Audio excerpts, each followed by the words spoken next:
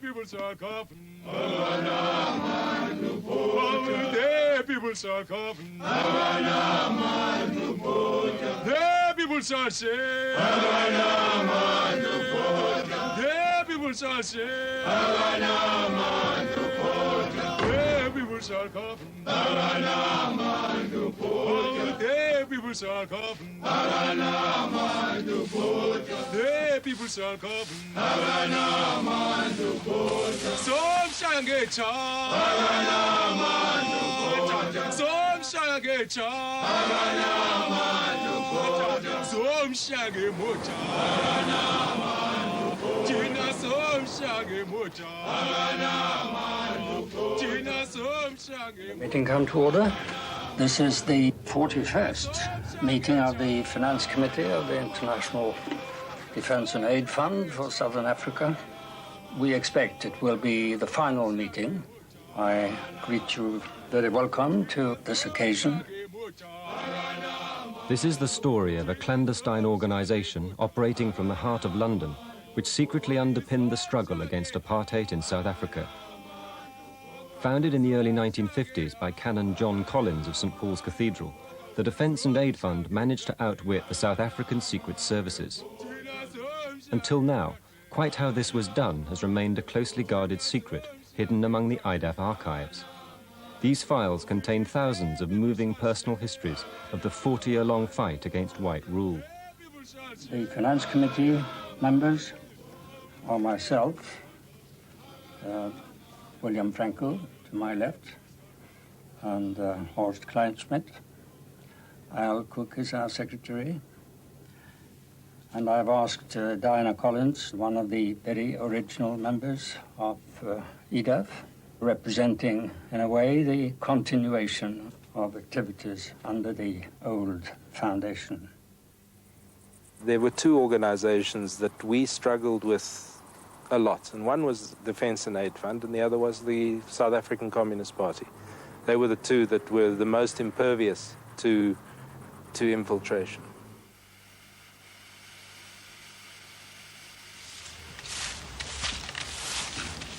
The publications department was down on the ground floor, but there was always the threat of penetration by the South African security services. And so we had the basic principle of our security was that the higher you went up in the building, the higher the level of security. And we're now approaching the highest level of security, the top floor, guarded by devices such as the camera up there and by the locks on the door. And we're now entering what we called Program 1. We only called it Program 1. We never used any words to describe the actual activities in this program. It took place in here. But this is where Program 1 took place, and it was Program 1 was the work that we did of defending those people who were accused of crimes against apartheid under the Sabotage Act, the Suppression of Communism Act, and so on. The International Defence and Aid Fund is, as you know, committed to the task of providing humanitarian aid to the victims of racial oppression, not only of South Africa, but also of Rhodesia and of the 3 Portuguese-controlled territories in Africa. This patient struggle of South Africa will go down in history as an inspiration to future generations. And now we're going into the rear of the building here, and this is where what we called Program 2 took place. And Program 2 was our welfare program.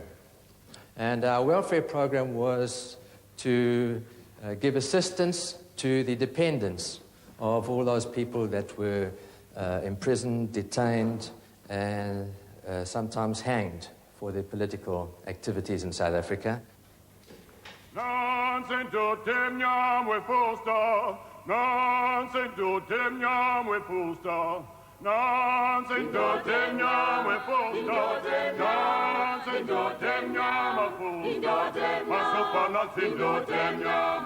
We were there to help any genuine opponent of apartheid, irrespective of race, colour, creed, you know, all that. which we did. I mean, we paid for the PAC as well, and quite a number of white people. I mean, there really was genuinely no discrimination. And he was very insistent that Defence and Aid must help everybody. It was for all opponents, not only for the ANC. I speak as one who, together with the organisation over which I have the privilege to preside, is seemingly regarded by the South African government as an enemy, second only in precedence in that role to the liberation movements. The communist smear, we lived with that all the time. But I mean, John was never remotely near the communists. I mean, he was a Tory until the war. He was a, conservative voter and supporter. No, but well, if you tell a lie often enough, it sticks, some of it. At first, Defence and Aid operated quite openly. It all began with the arrival of a letter to Canon Collins from an English cleric working in South Africa and involved in the non-violent defiance campaign of the early 50s. Trevor Huddleston wrote out of the blue. I mean, we didn't know him or anything. And he wrote to John and said, could Christian Action raise some money to look after the families of those who went to prison? And that's what we did. That's really more or less how it started.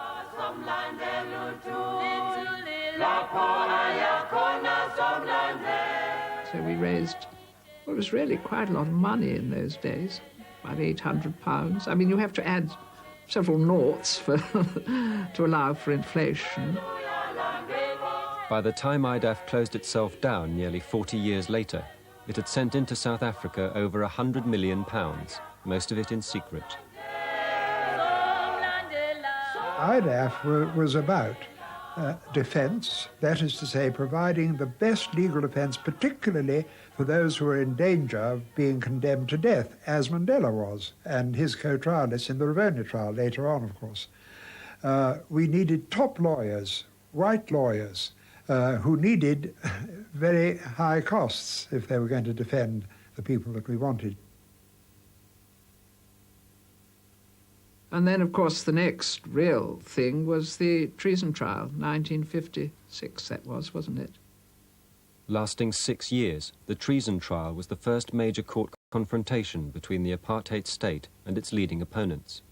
Both Nelson Mandela and Walter Sisulu were among the 156 people on trial. John sent £100, I think, to Ambrose Reeves and said, brief the best lawyers and we'll guarantee to raise the money to look after them and to look after their families while the men are on trial and the women. And that's what we did. 150 people were thrown into jail, and they had no time of organizing their own things. And their families, many of them were breadwinners, and their families had to live somehow. And Defence and Aid at that time was the hope of the people.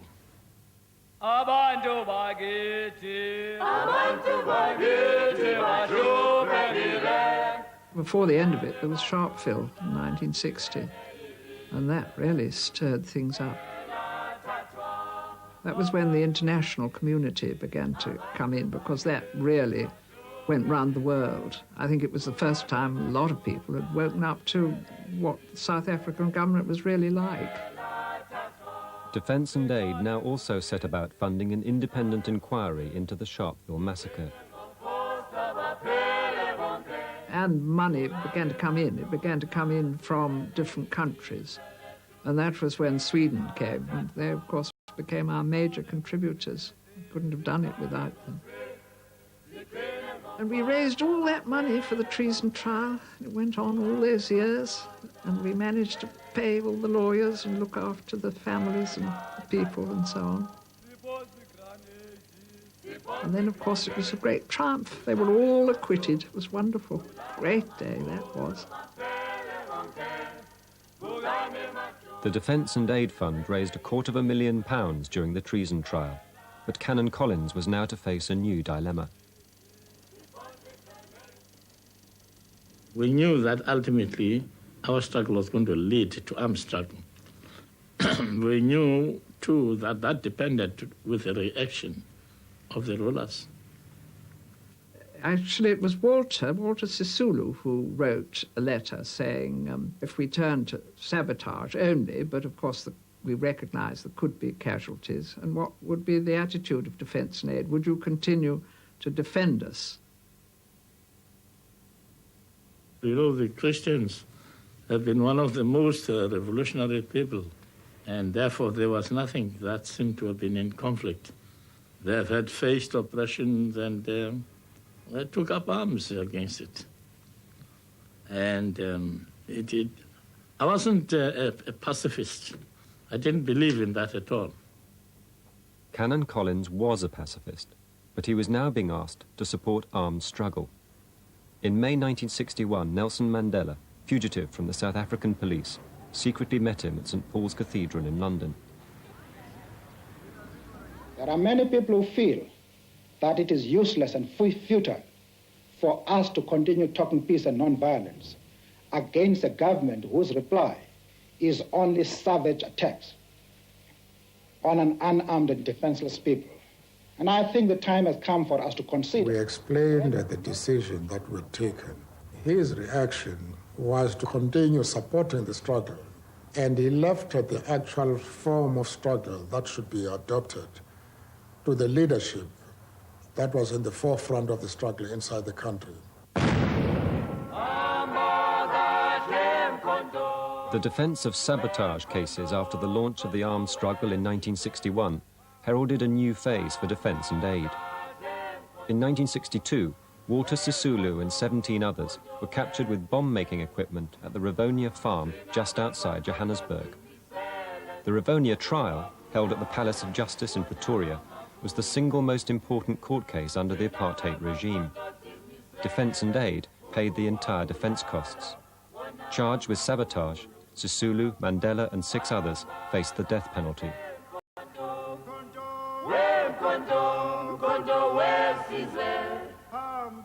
I thought that at least 4 of us were going to be hanged. Young boys were sentenced to 20 years. What were they going to sentence me, who is deliberately going for war? So I thought, well, there was no way we can escape it.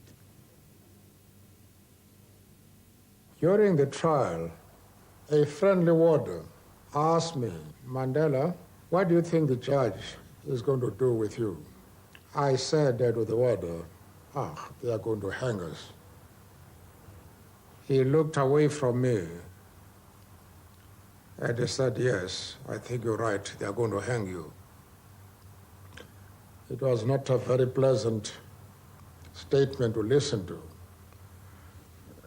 But there was an atmosphere at that time that we were going to be hanged. And of course then that was when Nelson made his wonderful famous speech from the dock, which is one of the great speeches of the world, you know, it really is.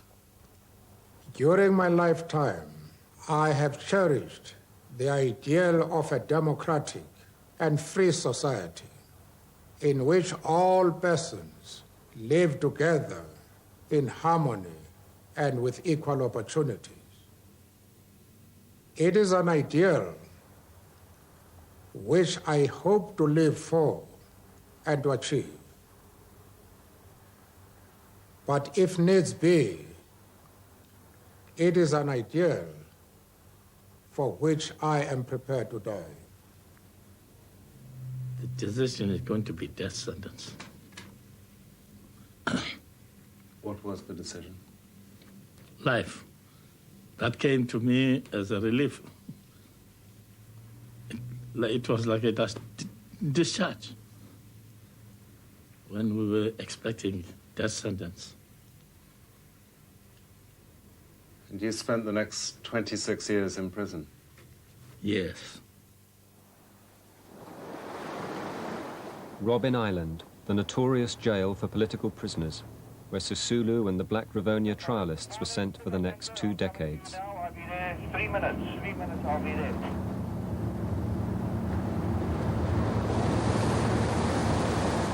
In those days, life meant life. And so the families of these political prisoners had to be supported, their wives and their kids. And so aid was always a necessary department of the Defence and Aid Fund. And at the same time, if you were going to keep going, you had to have effective publicity. You had to have very well-informed publicity. In other words, keeping the conscience of the world alive is how we put it. So there were those three departments in the Defence and Aid Fund. So in fact, what developed eventually was a complete structure looking after the interests financially of a person who's committed what we termed an ideological crime. So we say under those circumstances, to some people it appealed because you're well looked after financially. All your needs are looked after. Your family needs, your children are getting bursaries and scholarships. Only then. You are looked after whilst you're in prison. Your family are basically looked after. So those inhibitions, as I've said, which exist in any society, which keeps a man, even if he's very strongly opposed to a government, from getting involved in this type of matter, that was disappearing in this case. That is why the police said, no, we've got to try and prohibit this. And so in 1966, under the Suppression of Communism Act, defence and aid was banned in South Africa. Well, you see, then everyone thought, well, that's the end of IDAF. But it wasn't. Canon Collins now began to set in place a secret structure as IDAF went underground. I give notice to the nationalist apartheid regime in South Africa that I myself and the fund I serve will continue to defend the cause of freedom in that sunny but unhappy land till the liberation movements have succeeded in setting their people free. From 1966, anyone receiving aid from IDAF was at risk, which was why it had to work in secret. To get money into South Africa, it now used a clandestine network of agents with a difference. These were private citizens who helped break apartheid by sending money to the families of its political enemies in tens of thousands of personal letters. It was all so secret that these letter writers often didn't know they were sending IDAF's money. Well, I was teaching at a college in North London, and a colleague of mine on the staff was an exile from South Africa. And after she'd got to know me for a year or so, she asked me if I would be interested in taking part in this letter writing. 700 letter writers in 8 different countries sent the money. Extremely close friendships often developed.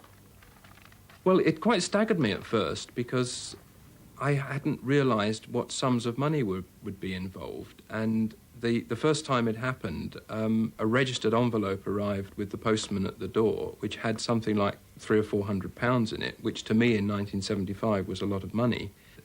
It was all in cash, which I would then send off to the various people in South Africa with a covering letter saying who I was and that a friend of theirs had put me in touch with them. I knew that there was defence and aid in this country, but I didn't associate them directly with what I was involved with. Eventually I had something like 12 families that I was writing to. When I first became aware of the Mashambas, they were just one of the names on the list that I was asked to send money to. And gradually, over a series of letters, I pieced together that George was in prison for a long time, 15 to 20 years. And that at the time I first had any contact with them, Joyce was also in prison. Detention, imprisonment has a very, very negative effect, to such an extent that if you don't handle the stress and whatever, you might end up breaking down getting mad, committing suicide and all that. And that was the last thing that I wanted to happen with me, because I knew I had a loving husband, wonderful sons to live for. Hence I had to keep myself going. And their 3 sons were being looked after by George's mother. And I'm fairly sure that George's mother didn't write. The letters that I received were written by a neighbour. What they used to say was that we shouldn't worry, everything is okay, the children are being well looked after. We'll explain when you come out. When I left for prison, part of me went with all of them. They were with me. I could feel their presence. And then coming back, I felt so proud to be reunited with them. And for whatever questions I had, I always said, okay, it's all in the game of life. And then one day, I got a letter from Joyce saying that she had been released and introducing herself to me, saying what a comfort it was to her when she was in prison and to George, who was still in prison, to know that the boys and George's mother were being looked after in some way by money that they were receiving. But Joyce's own personal story was one of the most moving things I've ever read.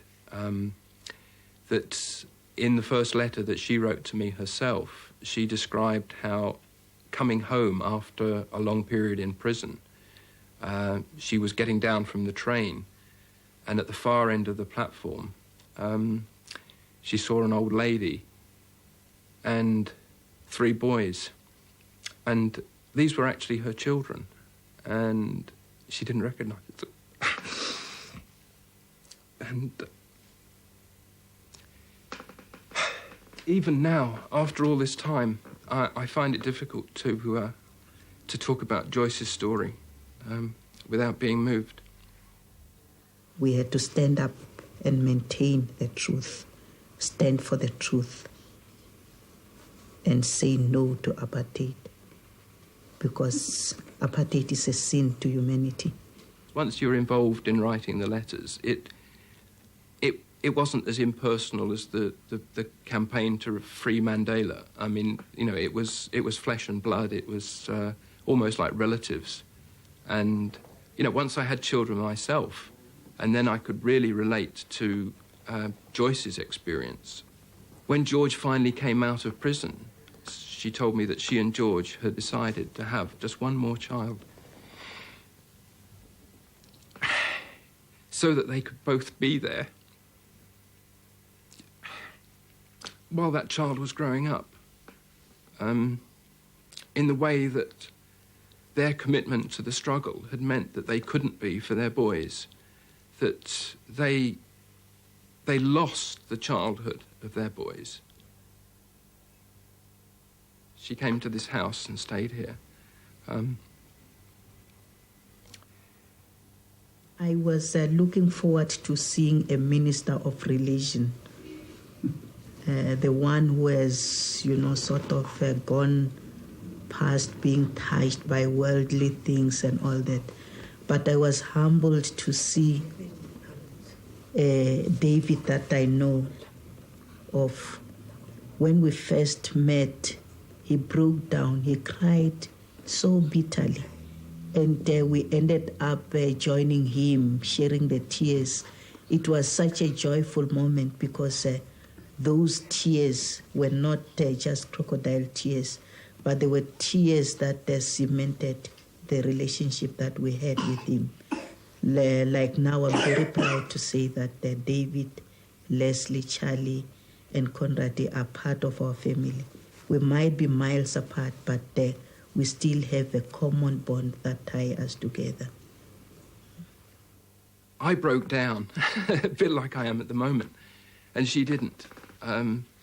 Joyce has been through all of the worst of the nightmares and the worst experiences, and she coped with them in a very matter-of-fact way. And when she was in my house, she coped with me breaking down while I was saying how delighted I was to meet her at last and, you know, how much it meant to me. You know, I'd just been a name on a piece of paper, and equally she had been to me.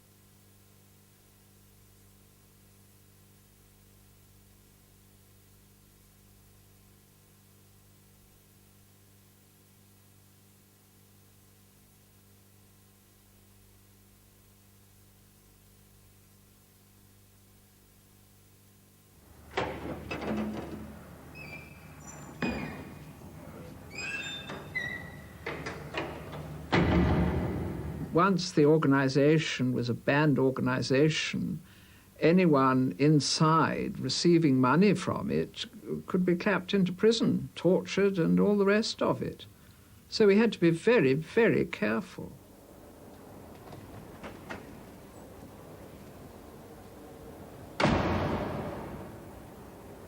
You know that the left movement throughout the world was heavily infiltrated by the South African intelligence organizations. The International Defence and Aid Fund was, in my opinion, one of the very few anti-apartheid organizations that in fact was effective. An organization that used the money it was getting in a way that had a definite impact and effect on the South African state. It was also effective from a propaganda point of view. IDAF's London headquarters now became a target of the South African secret police, BOSS, which wanted to know who they were sending money to in South Africa. The difficulty was that they evolved a closed system where they trusted people that they thought they've screened well. But they could never screen themselves off completely from their colleagues in South Africa. They couldn't screen themselves off completely from a Craig Williamson. I was regarded as somebody who supported black consciousness. I made sure that different people saw me in the way that they would like to see me. Craig Williamson was South Africa's most successful spy. Based in Switzerland, he infiltrated, became deputy of, and eventually destroyed the International University Exchange Fund. I progressed in rank right through to captain while I was a security policeman working undercover in the international anti-apartheid groups. He was responsible for liaison with organizations like IDAF. It was Horst Kleinschmidt who warned me that he's probably an agent. And he used to try to trick me, you know. He would say, I believe ABCD haven't any political defense. What are you doing about it? And I would say nothing. Secrecy was now the name of the game. P was the code name of Defence and Aid's formidable General Secretary. Well, if our files had been discovered, we would have put a lot of South African lawyers in jail, and we would have ended the possibility of defending people in political trials. And we would also have had to stop making welfare grants to their families. So I think that's why security became so important. It was important. We had either to be absolutely secure or give it up. Well, I mean, actually, Phyllis used to annoy all our committees who were trying to raise money for us because she would never give them any information at all. They said, we can't raise money if we can't say anything. No, Phyllis, but it was Phyllis who saved us from Craig Williamson. I mean, he tried to get into Defence and Aid, but he just couldn't. Phyllis would have nothing to do with him at all. IDAF protected itself through a series of cutouts. a firm of solicitors near St. Paul's was taken on to administer a legal deception and keep the money going to South Africa in spite of the banning there. The secrecy was all important. I was known as Mr. X. Whenever a meeting was arranged with John Collins, he would phone up and he would say, "Hello, the boss wants to see you." The usual place meant Chapter House, the big place meant St. Paul's Cathedral. So if we were meeting in St. Paul's Cathedral, we would arrive at different times. And then I would slip into a pew, into a seat near them, and we would whisper. We were running a clandestine legal aid fund from abroad. We understood the way the organization worked because it was in fact working very similarly to the way intelligence organizations work. We also, in the intelligence community, worked with cutouts to disguise the way we got payments from ourselves to our agents. So we understood very well the methods that they were using to cut out our ability to trace the payments from themselves to the people who were receiving the money in South Africa. What Mr. X in London had done was to create an elaborate network of dummy trusts. Each of them had prominent wealthy establishment friends of the Collinses as trustees, and these trusts acted as fronts for IDAF. By the time the money went out to South Africa, at that stage, it belonged to one of the other trusts that we had established, Freedom from Fear International Charitable Foundation, or Freedom from Hardship International Trust. We had a trade union trust. We had proper trustees, they maintained bank accounts, money flowed through those accounts. The idea for forming these trusts came from a young law lecturer, Neville Rubin. He persuaded Canon Collins that the scheme would work so long as the trustees could plausibly answer the following question from South African lawyers. Look, can you give us an absolute assurance that this is not the Defence and Aid Fund that you're asking us to act for? And my object in life was to set up a secure way in which they could honestly say, no, it is not the Defence and Aid Fund that has asked me to do this. Instead of the money coming from the Defence and Aid Fund, all the money would go into my firm's Swiss account. I would then transfer the money into my firm's London bank account. From there, I would transfer the money to one of our agents, and they in turn would pay the money over to the South African lawyers. Sometimes the South African law firm would write and say, can you please confirm that the money does not emanate from the Defence and Aid Fund or any other organization which is regarded as illegal in South Africa? We gave that confirmation. You lied? We didn't lie technically. John was a wonderful liar, in an amiable way. Collins's recruits from the great and the good included Lords Mitchison, Campbell and Snow. That they were pillars of the establishment was an essential part of the plan. Hundreds of thousands of pounds of money went to South Africa, apparently coming from Lord Campbell of Eskin, a respectable, so-called respectable London businessman. The charade was soon put to the test. In 1967, the South Africans alleged the defence costs of 37 Namibians facing the death penalty were being paid by IDAF, as indeed they were. The defence stuck to their guns, that it came from me, and there was very little the South Africans do about it. Of course, in the end, as you know, they weren't put to death. We saved their lives by this, I think. So did you actually have to lie? Absolutely. Well, how but I did you think do it? if there was ever a white lie, that was. What was the lie? Well, the lie was that the money was coming from me, which it wasn't. But I would certainly do it again.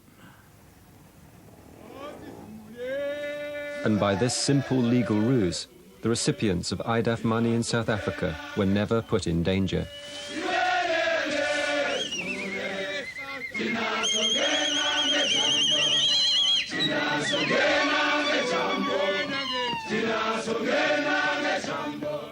The only way we could keep up the glimmer of hope and the struggle alive was through legal battles, by fighting all these harassments and repression imposed upon people.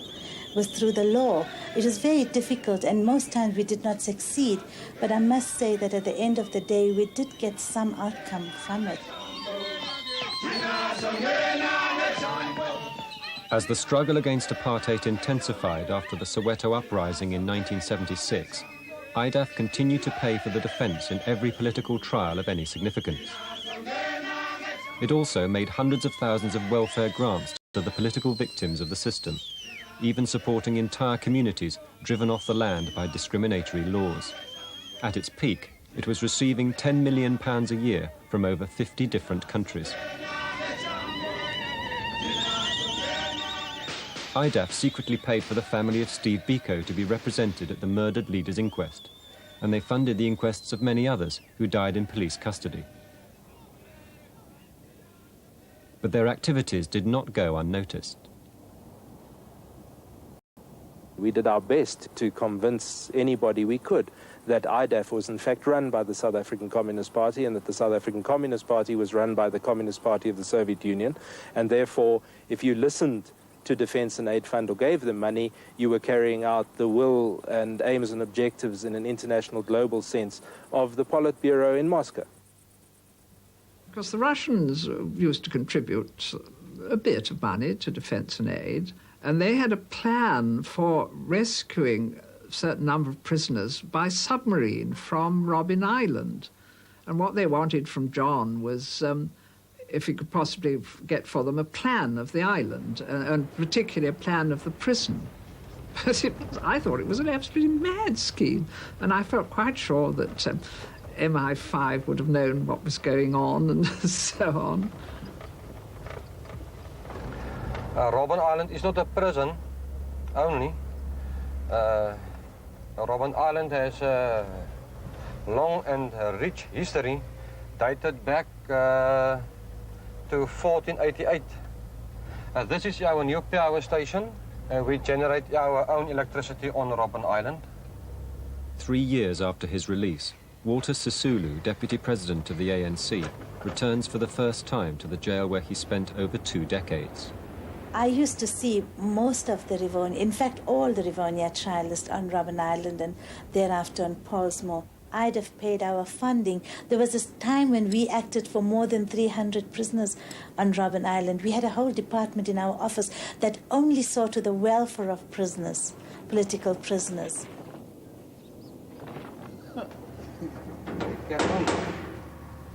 IDAF's publicity department in London campaigned for the release of these leading political detainees and kept up morale by secretly paying for wives and children to visit the island.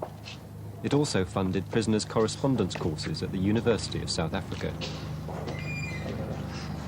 You know Major Dirk, Mr. Sisulu, Major Dirk Kirsten, he's head of the prison, Mr. Sisulu. How do you do? How do you do? You had a visit once in 6 months. So you look forward to coming out. The very coming out of this door was a very important thing, just to come out of the door, to walk and meet your visitors there. You say, your day is made. And how long would the visits be? Half an hour. This was our block. You could speak to the man opposite.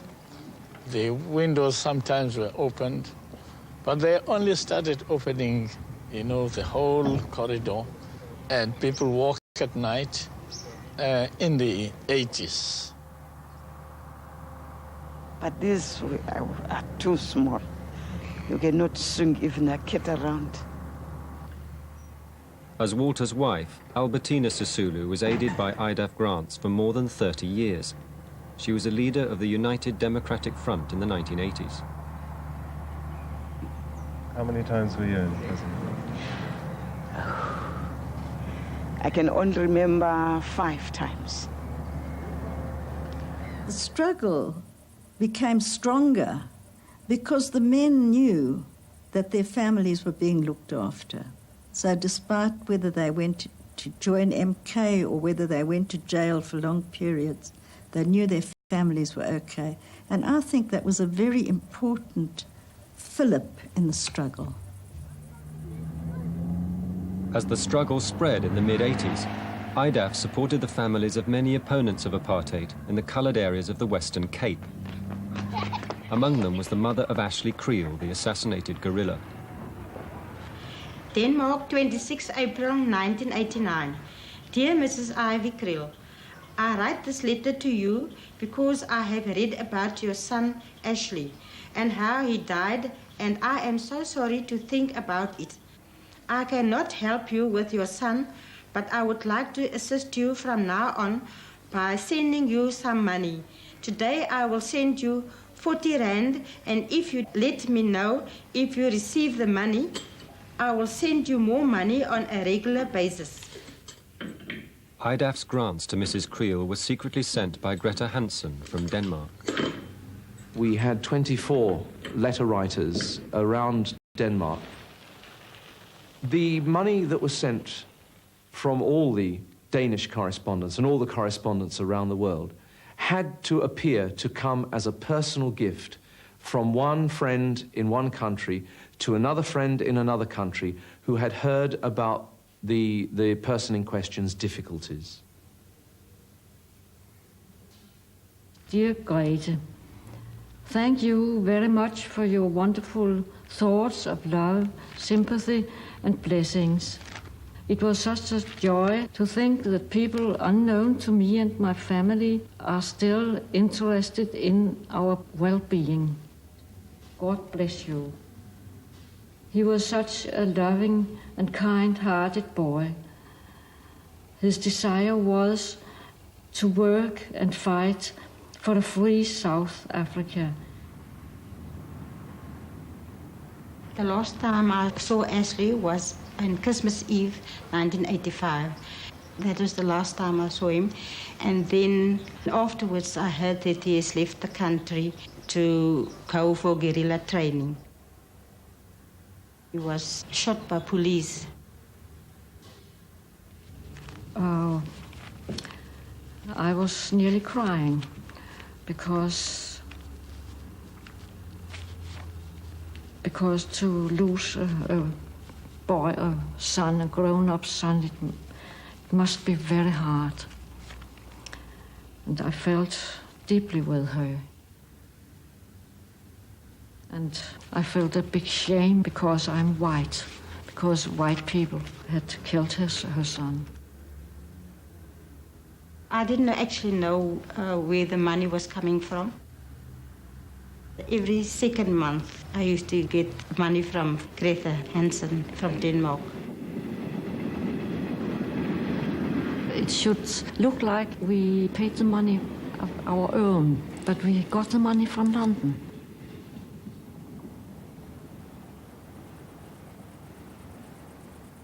I mean, we lost very little money over the years, I must tell you that. People sometimes ask me, I mean, look at the terrible things they do here in South Africa. They torture people, they hang them, they kill them, they're brutal to them. But how come this money goes through to the families? And I really had to sit and ponder it, you know, and I thought it's got something to do with Calvinism. You know, you don't touch the post. I mean, I don't know what else to think, you know, what makes them tick, but that money got through. That's all I can say. It was not stolen. You must remember that opening letters coming into the country is done under a very strict supervision of a law, the Postal Act 118A, I think. There you've got to make out a case first. You've got to make out a case first that you think that an offence is being committed in terms of certain laws, and then you present this application to the Postal Department, and they intercede and they intercept it for you and give it to you, and then you're allowed to do it. They knew it was us, but they couldn't prove it. There was nothing in any of the letters to say anything to do with Defence and Aid Fund. None of the letters came back to Defence and Aid Fund. IDAF needed to know that the money was getting through. But to throw Boss off the scent, letters from South Africa confirming receipt of the money were never forwarded direct to IDAF's offices. Instead, they went to a house whose occupant was an unlikely undercover agent. I'm John Sherrington. I'm a Catholic priest, a member of the Passionists. We have an orientation to share the life and work of ordinary people, and that's why I took a job as a road sweeper. I've been involved with IDAF for 6 years. They wanted a safe house as a drop, as a dead letter drop. There would be as much as perhaps 40 letters per day, and these were collected by people from IDAF. The whole thing had to be absolutely hush-hush. They knew from past experience that the boss was wanting to find out what they were up to, hence the need for everything to be absolutely secret. By the time it closed, IDAF's network of letter writers had sent some £30 million in grants to the dependents of political prisoners.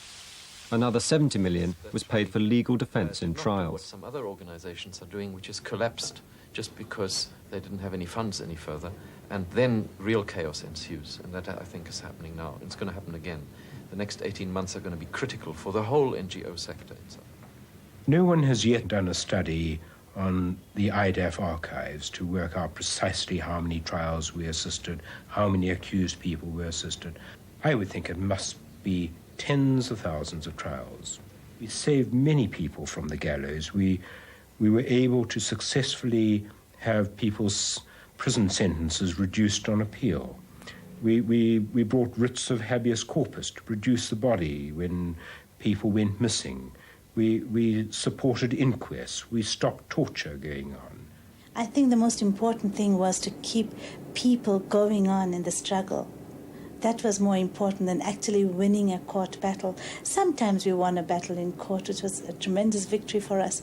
But the most important thing was, as I say, to keep people going. IDAF's support meant that the political prisoners could afford to be patient. There was a shed here where we used to eat. Yeah, shed. Very first time we went to the quarry, we were told to walk fast as they usually do with everybody. We decided we will walk, we will be very slow, that it will take the whole day to go to the quarry. And that forced them to negotiate. That forced them to go to Nelson and say, well, we now want to talk to you. That very day. That was our place here. And so I was able to explain that you can't do what you like with us. Discuss, let's see what you're doing. We have confused too.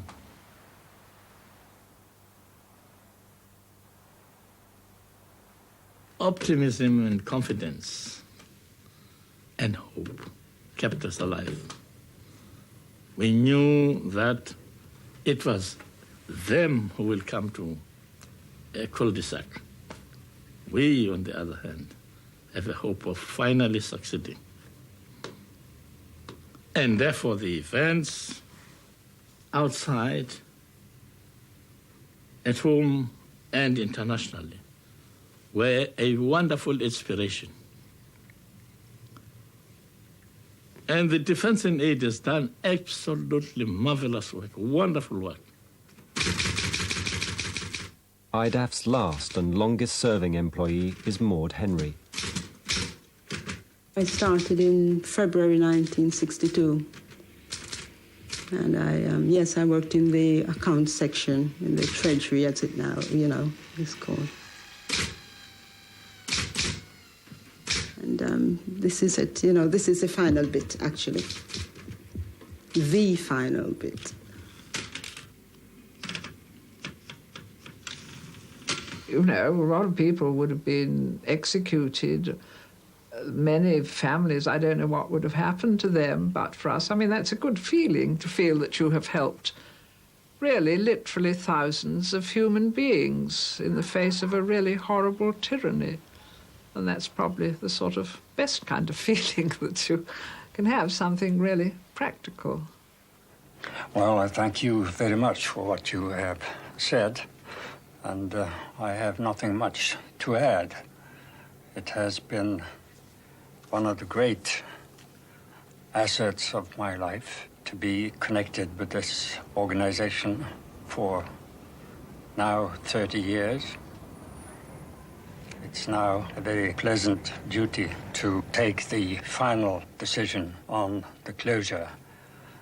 The work will go on in South Africa. Thank you. The meeting is closed. Thank you.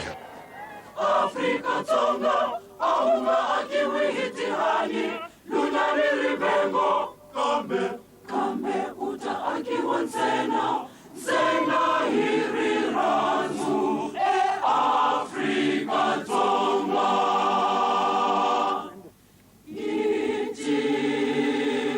Itikorosa seka, tikora titabani milambuni situnga, misaba ya Afrika Tonga, inanile iliswabuta. Inama akiba Afrika Tonga, ina mitobo ya kuhambana hambana, kambe isimura ina hiri.